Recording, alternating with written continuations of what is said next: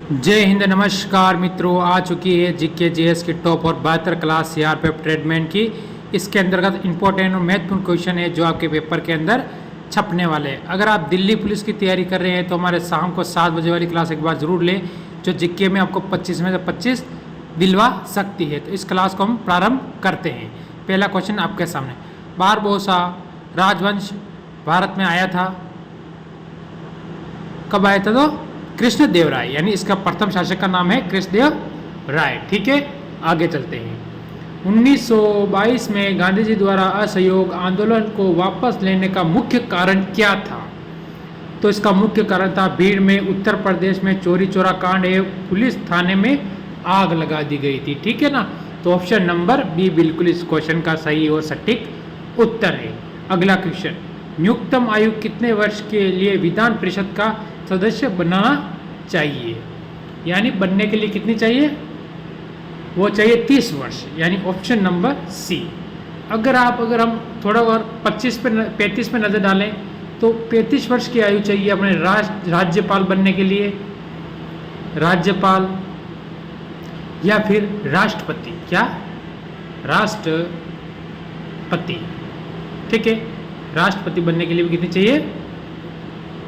35 वर्ष। और आपको लोकसभा में चुनाव लड़ने, जैसे सांसद बनने के लिए आपको चाहिए लोकसभा का चुनाव लड़ने के लिए 25 वर्ष, या विधानसभा भी इसमें आप जोड़ लीजिए। ठीक है ना, आगे चलते हैं। भारत में किस राज्य में द्विसदनीय व्यवस्था है? ये इंपॉर्टेंट क्वेश्चन बनता है। कितने राज्यों के अंदर है? तो वो है 6 राज्यों के अंतर्गत, यानी ऑप्शन नंबर ए बिल्कुल आपका सही और सटीक उत्तर इस क्वेश्चन के अंतर्गत होगा। यानी अगले क्वेश्चन पर चलते हैं। अगला क्वेश्चन आपके सामने, गगिया कर्मा किस राज्य का लोक नृत्य है? ये किस राज्य का है? तो वो होगा ऑप्शन नंबर सी, बिहार का लोक नृत्य है। अगला क्वेश्चन, सेब में कौन सा अम्ल पाया जाता है? तो होता है, जैसे कि सेब होता है उसमें कौन सा अम्ल पाया जाता है? तो आपका ऑप्शन कौन सा सही होगा? आपके दिमाग में आ चुका होगा। अगर आपके दिमाग में आ चुका है तो अब मैं आपको बता ही देता हूँ। देखते हैं कि इसके अंदर ऑप्शन नंबर ए, यानी मैलिक अम्ल। ठीक है, आगे चलते हैं। भारतीय राष्ट्रीय कांग्रेस 1906 में अध्यक्ष कौन थे? उस समय के अध्यक्ष के बारे में आपको बताना है। तो उस समय अध्यक्ष थे दादा भाई नेहरू जी, यानी ऑप्शन नंबर सी इस क्वेश्चन का आपका क्या होगा? एकदम सही और सटीक उत्तर होगा। ठीक है, आगे चलते हैं।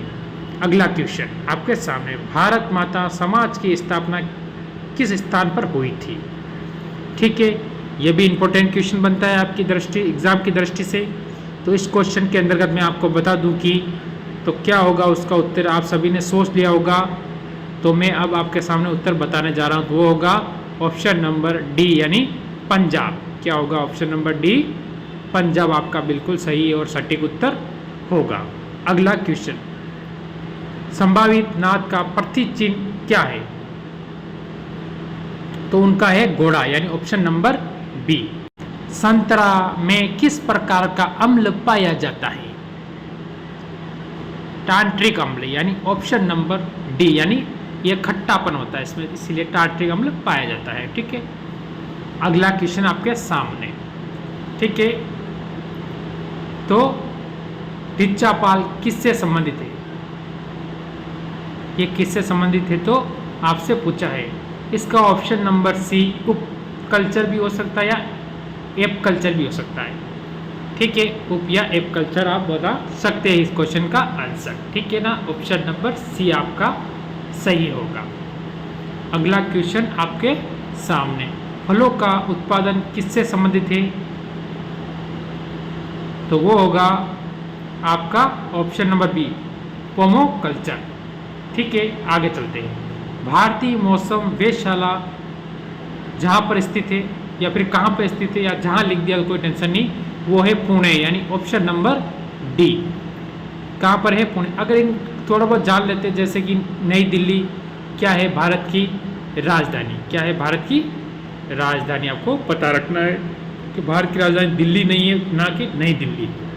अगला क्वेश्चन, जैसे भोपाल, ये किसकी? तो मध्य प्रदेश की राजधानी। किसकी? मध्य प्रदेश की। ठीक है, हैदराबाद, ये है तेलंगाना की, किसकी है? तेलंगाना की राजधानी है। ठीक है, ठीक है, किसकी है? तेलंगाना की राजधानी का नाम है हैदराबाद।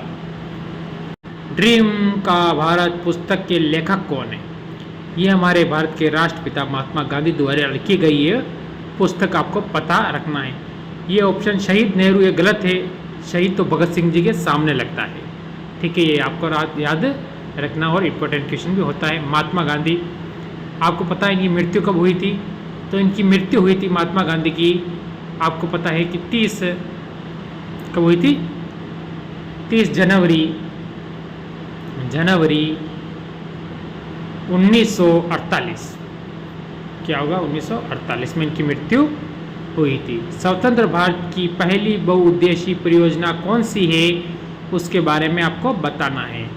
तो सभी भाइयों को बहनों को ये पता है कि वो कौन सी है, तो वो होगी दामोदर घाटी परियोजना, यानी ऑप्शन नंबर सी बिल्कुल आपका सही और सटीक उत्तर इस क्वेश्चन के अंतर्गत होगा। कोई टेंशन लेने की जरूरत नहीं है, सिलेक्शन आपका पक्का है, क्योंकि सीट एक ही चाहिए हमें।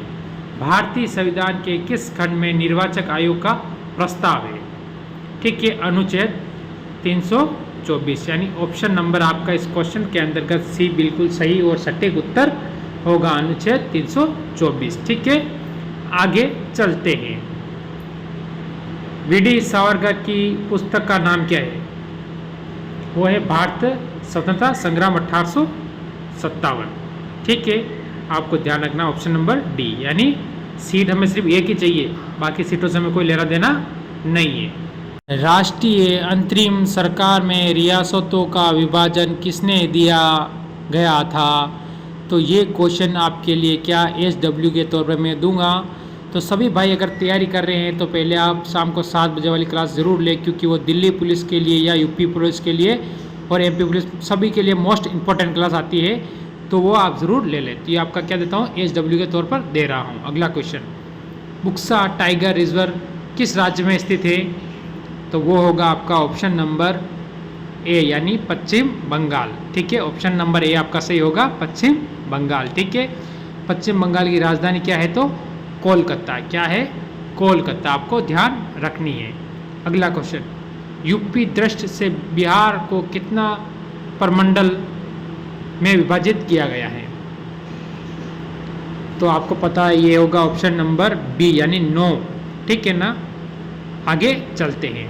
अगला क्वेश्चन आपके सामने, पूर्ण स्वराज का संकल्प कांग्रेस द्वारा पारित किया गया था कब?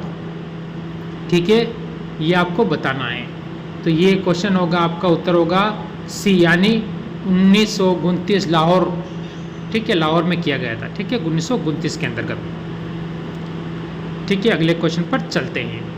केंद्रीय वनस्पति अनुसंधान संस्था स्थित है यहाँ पर, कहाँ पर है? तो वो है लखनऊ के अंतर्गत, यानी ऑप्शन नंबर सी इस क्वेश्चन का आपका बिल्कुल सही और सटीक होगा। और नई दिल्ली कहाँ है? भारत की राजधानी मैं पहले बता चुका हूँ, वापस आपको याद दिला देता हूँ। ठीक है ना, तो कैसी लगी क्लास? अच्छी लगी हो तो एक बार लाइक और शेयर करके छोटा सा कमेंट जरूर कर देना, और शाम को 7 बजे वाली क्लास जरूर ले लें।